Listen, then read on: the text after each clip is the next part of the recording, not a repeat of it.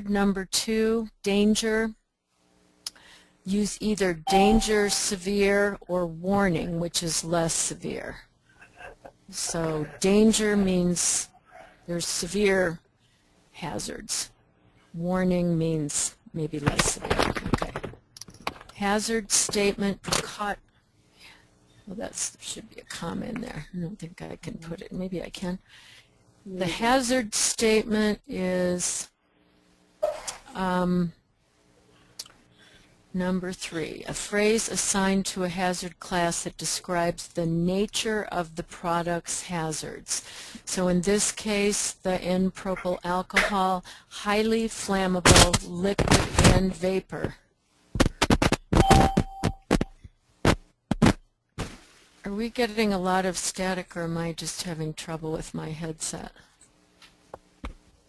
It's just people on the phone, I think, so. Okay. Probably me. My new thing doesn't have a mute on it. Oh, okay.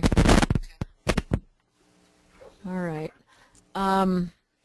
So number 4, precautionary statement describes recommended measures to minimize or prevent adverse effects resulting from exposure.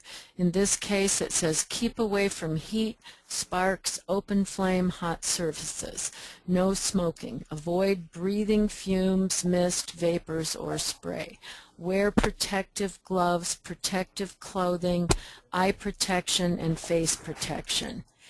If in eyes, rinse cautiously with water for several minutes. Remove contact lenses if present. Continue rinsing. So that's the precautionary statement.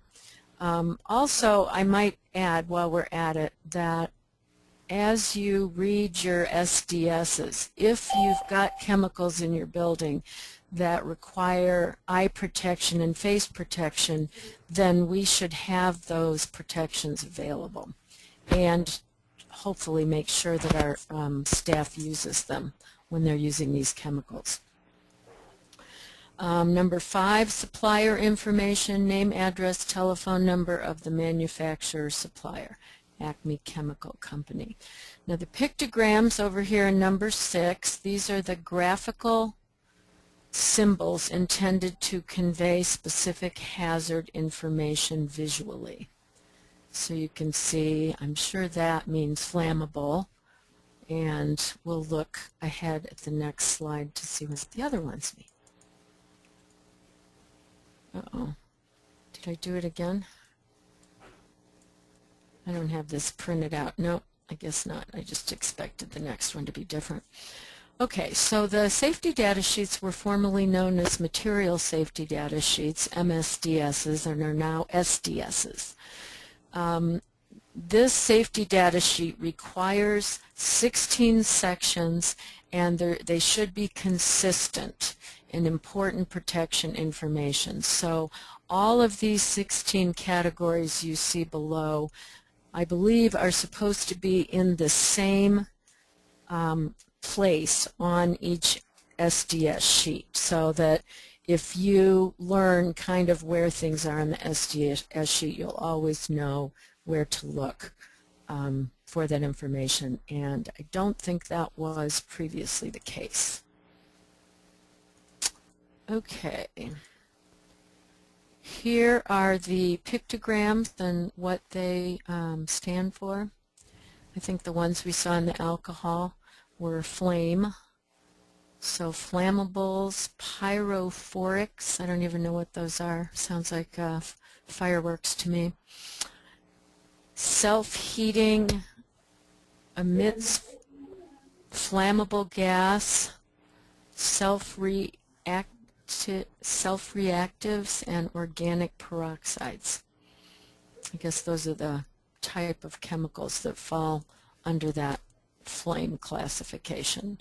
So there was also an exclamation mark on that particular SDS we were looking at, which means skin or eye irritant, skin sensitizer, acute harmful toxicity, narcotic effect, respiratory tract irritant, hazardous to the ozone layer. And then I think the other one we saw in that particular one was corrosion. Skin corrosion, burns, eye damage, and corrosive to metal. But we might just take a look at all the others as well. We've got gas cylinder, exploding bomb. Wow. Hopefully we don't have any of those chemicals, unless perhaps our oxygen would be classified that way. Skull and crossbones. That's one I think we all recognize. Environmental, aquatic toxicity, and a flame over a circle is an oxidizer. Health hazard being carcinogen, mutagenicity, reproductive toxicity, respiratory sensitizer, target organ toxicity, and aspiration toxicity. Okay, I'm going to go to the, is that the last slide? I think it is. Did I get them all? Yeah, I think so. Okay, okay, okay. Any questions on those? Then I'm going to show you a sample SDS sheet, which is going to be part of this packet. There it is. So this sheet has a front and back, 2 pages. Section 1, product and company information, the top. Section 2, hazard identification. So there's, let's see what we're looking at here. Weld-on C65, low VOC cleaner for plastic pipes. Sounds like that might be in our maintenance shop. So it has hazard identification here, mostly acute toxicity, skin irritation, eye, whatever that means, and flammable liquid. And then it shows the label. Now these labels should also be on any container that you might transfer this to. I'm not sure this is the type of chemical that would be transferred to a secondary container, but in the case of some of our cleaning chemicals that we put in spray bottles, they might come in bulk, then we have to make sure that this this labeling system also contains these symbols. Highly flammable liquid and vapor, causes serious eye irritation, may cause drowsiness or dizziness. Repeated exposure might cause skin dryness or cracking. And then there's some other precautionary statements here. Let's see, and this is where it tells if we need protective gear. So it does say keep away from heat, avoid breathing dust, etc. Wear protective gloves, protective clothing, eye protection, and face protection. So for those of you who are managing a building, I would just suggest that you become familiar with your SDS sheets and the chemicals you have in your building, and encourage your employees to use these protections when they're using these chemicals. And please make sure you have the protections available in the building for all of your SDSs. Yes, they should. I don't know when they're required. I don't think that they're required to actually provide those labels to us until, you know, their 2015 deadline, but some of them will probably do that just proactively as they use up the ones they already have. Okay, Section 3, composition information on ingredients. Yeah, that doesn't mean a whole lot to me. I'm not sure if it contains information that we would actually need to No, indicates this chemical is subject to reporting requirements of the Emergency Planning and Community Right to Know Act. Oh boy.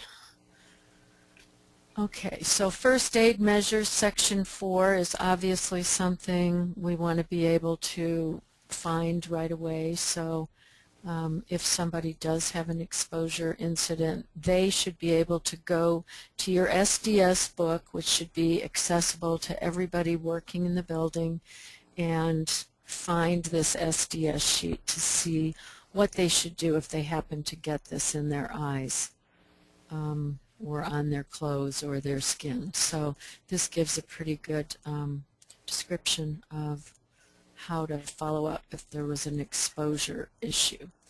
And then firefighting measures, suitable extinguishing media. Yeah, Hillary just commented that section 3 might be of interest to poison control. So one of the ways you use these is if you do have an exposure, calling poison control, make sure you have this in hand if possible. Or at least the chemical with the labels so that you can tell them. They might actually have access to SDS sheets somehow, but hopefully we will have them also. Okay, so this kind of talks about different ways to fight a fire that's been caused by this chemical. I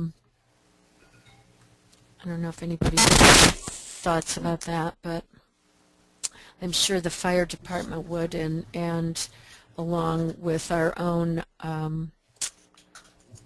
mean, does it really tell what sort of extinguisher to use? Unsuitable extinguishing material, water, dry chemical powder, carbon dioxide gas, foam, halon, or water fog. So, okay, accidental release measures, keep away, personal precautions, keep away from heat, sparks, open flames. Methods for cleaning up, so if you had a spill, you don't want these products to enter sewers, drains, soil, or open water course. So how would we dispose of that chemical when we're using it? Some of you maintenance folks, you might have some thoughts about that. Obviously, they don't want us to pour it down the sink or just out in the street.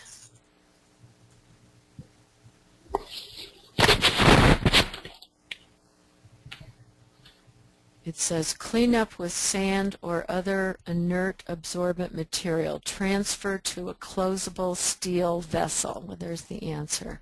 I don't know where you go with it after that. Probably to some kind of recycling or landfill. Not landfill. It says do not use aluminum or plastic containers for cleanup. Hillary, let's see, what did you say? I mean, I think that, I know oh, that's not you? You don't know who's asking all those questions? I'm guessing it's Jenny. Oh, she would be the one. Yep, there she is. So I have at home, and maybe you have some smoking containers. I have a little small garbage can that I keep in my garage, actually with the bird food in it, but you know, it's just like a big galvanized steel garbage can, except it's a littler one. So if you're using the type of chemicals that need to be you know, disposed of that way, something like that would be probably what we're looking for. If anybody has any more comments or more knowledge about that, let me know. Handling and storage is section 7. Tells you how to handle it, where to store it, in a ventilated room or shade below 27 degrees centigrade and away from direct sunlight, etc. Section 6, precautions to control exposure and personal protection. Engineering controls use local exhaust, monitoring, maintain breathing zone, airborne concentrations below exposure limits. I don't know how you do that. Eye protection, skin protection, butyl rubber gloves should be used for frequent immersion. Use of solvent-resistant gloves or solvent-resistant barrier cream should provide adequate protection when normal adhesive application practices and procedures are used for making structural bonds. Okay.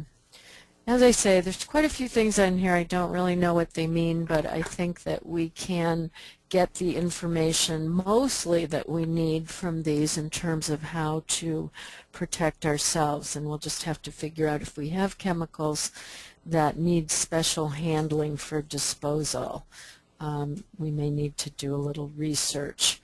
I think the important thing is that those of you who are bringing these chemicals into the building and administrators really need to look at your SDS book and kind of read these things and see what we have and see what kind of personal protective equipment we actually do need to have for people using them. Physical and chemical properties, stability and reactivity, toxicological information, yeah, so this goes into more details. Ecological information, biodegradable, waste disposal considerations, follow local and national regulations.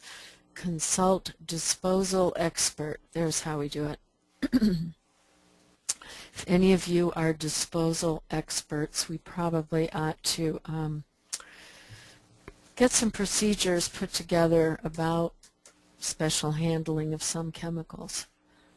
Transport information, I don't think we're usually transporting these chemicals except maybe our pest control person. I don't know if Rick is with us today or not. Regulatory information and other information. Email, there's an email address. It says training necessary, yes, training in practices and procedures contained in product literature. So, you know, I think if you have new chemicals you're introducing, or perhaps even maybe some of your old chemicals, as we get these new SDS sheets in our books, it might be good to sit down at some of your meetings, your staff meetings, your safety committee meetings, and just reviewing your SDS sheets. I know a year or so ago that in Denver, Mike went around and put together people's chemical inventory and made sure that we had the MSDSs, but really I think we need to be responsible to know what's in them and how we should be encouraging our staff to protect themselves when using these hazardous chemicals. Any comments or questions on this? Hey, Kathy, I have a question. Can you hear me? Uh-huh. So I missed the beginning, the first few minutes. Do we use this PowerPoint to train our staff? Yes. Okay. Yes, and you can do it, I think, because our time frame is really short. We're supposed to have them trained by December 1st. And so between this SDS sheet and the PowerPoint, which you could easily just print off 2 or 3 copies and maybe leave them in your staff break room and tell people they need to go in and read this material and take the quiz. Okay. And I'll show you the quiz next. again, thanks to Summer for putting all these training materials together. So, you know, this can be an open book quiz. It doesn't need to be difficult, and my expectation that would be that people pretty much get 100% on the quiz, and if they don't, they should go back and correct their answers. Let's see, I think we added a couple of questions, and I changed your numbering a little bit, Summer, so anyway. There's 8 questions, and I think it follows really closely the PowerPoint. Let me show you the key, if I can find it. There it is. You know, so what are the 3 components of OSHA's HAZCOM that are being, and HAZCOM is, you know, just obviously a abbreviation of hazard communication. And what's the other thing they call it? HCS, Hazard Communication Standard. Yeah, she uses that abbreviation down here. Yeah, so, I mean, if people can read and write, they should be able to complete this quiz pretty easily. So what section is handling and storage, and what does it tell you? And now what we're going for here is using the sample SDS, is that right, Summer? Yes. So you want them to actually write what it says on that SDS about the handling and storage for that particular chemical. And then go back and also use, I wonder if we should say that on here, using the sample, maybe I'll write that above here. I think it's on the actual quiz. Oh, it is? Good. Okay, great. Perfect. So, anyway, that's the gist of the changes.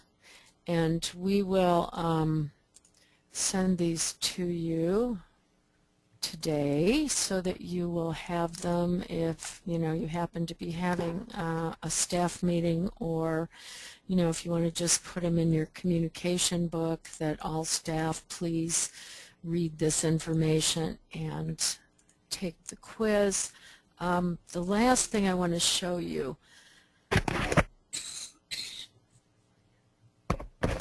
pardon me, let's see here, where is it? Oh, the checklist. There we go. So you may recognize this OSHA training checklist. Jenny and I put this together a while back in 2012. And Summer has gone in to update this according to these changes. For instance, up here it talks about the reclassification. I think all of this is the same underneath, but then down here there's a little bit of change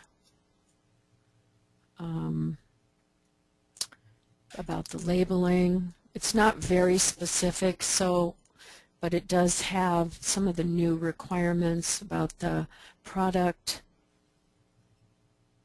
identifier, signal word, hazard statements, all of those 6 things that need to be contained on your labels. And then here with the SDSs. So it's basically that section that's different. Now, this particular training checklist is to be used when you're orienting new employees, and also I know that Jenny uses it annually for an OSHA training when she does the mandatory in-services. I think that also it would be a good idea to add this new information, the PowerPoint and the quizzes, to your orientation manual, so that also becomes, it's quite a bit more specific than this particular checklist. I know we have additional materials and policies when you get down to the part, the OSHA training that involves bloodborne pathogens, but this particular piece is really the most specific training we have on hazard communication. So if you'll notice, the exposure control plan has to do with your bloodborne pathogens, hepatitis B, HIV, and also goes into personal protective equipment and the fact that we need to use that. And I'm wondering if we need to go back, Jenny, and look at whether we need to talk about personal protective equipment in this section a little bit more. I'll take a look at that today before I send it to you. Okay? So that's basically all there is to it. And I know it's just one more thing you have to do, and I do apologize, but I should have had this done a little quicker so you didn't have to rush, but hopefully it can be used easily and won't involve too much time and attention. And I'll put this on everything on the intranet too very soon, hopefully the end of today. So. Okay. Anything else anybody has, or any questions about this? And you should do one of these yourself as well. Just put them in your employee files with all of your other training materials or in-service materials. In case we ever have an OSHA inspection, but also just for your own protection and the protection of everyone else in your building. And while we're talking about this, I just do want to remind people that you should be having regular safety committee meetings in your building with usually the manager, the maintenance person, whoever else is a part of your management team that is responsible for some of the safety features. It would be great if you would all be meeting with your safety committees quarterly and keeping notes. And if you haven't been doing that or you don't know about doing that, just send me an email. I'll send you, the form we use for the minutes and maybe some of the things, that you could be doing in your safety committee. Okay? Any other questions? Any questions? Nothing?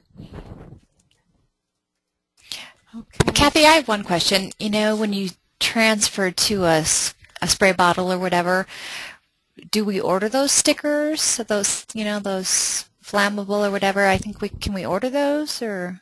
I believe that the companies that we use that sell chemicals that are meant to be transferred to a smaller container, they do provide the labels and the containers. Oh, okay. And okay. if I'm wrong, could somebody speak up and tell me, or tell me if you've had difficulty getting safety data sheets or MSDS sheets? Kathy, they do provide the extra labels. If you're not able, you can always go on the internet and get that particular product, and it will give you a complete label. Okay. Yeah, I think when we were looking at the safety data sheets, of course, you might not have a safety data sheet, but hopefully the original chemical is labeled and has the information that you would need. See here, there is an email address for the department issuing the data sheet here. So I think that information is probably on all of your primary containers as well. So if you're not doing this already, I know that MSDS sheets and reviewing chemicals is part of the agenda for your safety committee. So as I say, let me know if you need to get going with your safety committee. Okay. Well, 35 minutes, that's not too terrible. hopefully. Is there anything else you need from me that would make this easier, or any other comments you have, Summer? No, I think that's about it. Okay, sounds great.